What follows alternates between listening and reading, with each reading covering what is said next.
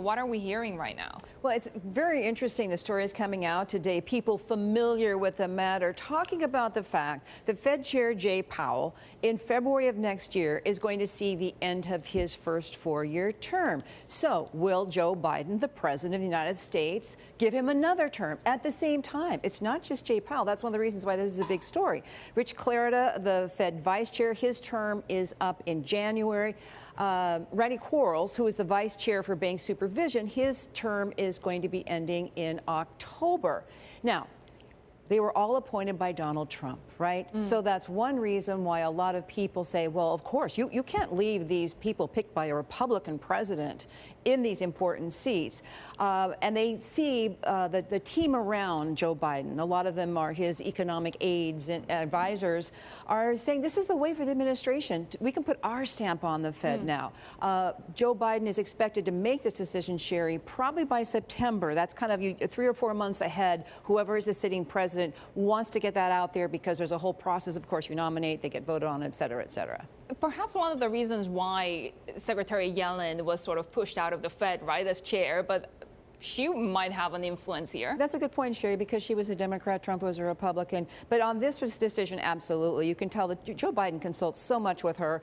And she has said that she's pleased with how he's been steering in the economy through the pandemic. Jay Powell, that is. They have a good relationship. She was on CNBC last week, and she was asked, would you support him for a second term? She said, well, that's something I have to discuss with the president. It seems to me from afar that they always did have a good relationship. Janet Powell got a very plum job once she left the Fed chair job, Secretary of the Treasury. So it'll be very interesting to see. But I would not be surprised if she comes down on the side of supporting Jay Powell.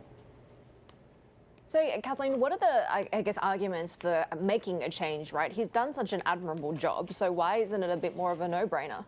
Well, because a lot of people think that the president, people on his team think we can satisfy various camps of Democrats, particularly the progressive wing, if we nominate someone who isn't a man but is a woman or a person of color. And that leads right to Lael Brainard. She's on the board of governors. She, worked with Janet Yellen. She's been working with Jay Powell. And in fact, a lot of people thought if Hillary Clinton had won her race to the White House, Lael Brainard would have been Hillary Clinton's choice to head the Treasury.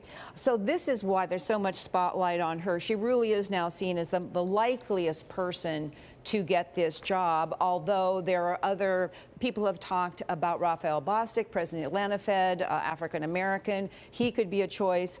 As for Randy QUARLES, this is interesting, the vice chair of bank supervision.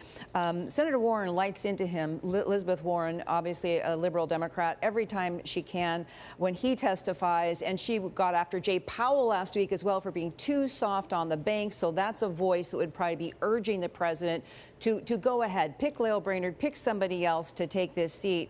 And again, maybe we'll find out by September, Heidi, but there's going to be a lot of voices. I think actually what's interesting about Lael Brainard, because she's a woman, because she's so well qualified, a lot of people figure she is the first choice. When it comes to the markets and investors, though, and maybe even Janet Yellen, at a time like this when the economy is still coming out of that deep recession, we're still worried about jobs, et cetera, market stability, maybe it's better to keep a solid, successful Fed chair in place, and his name is Jay Powell.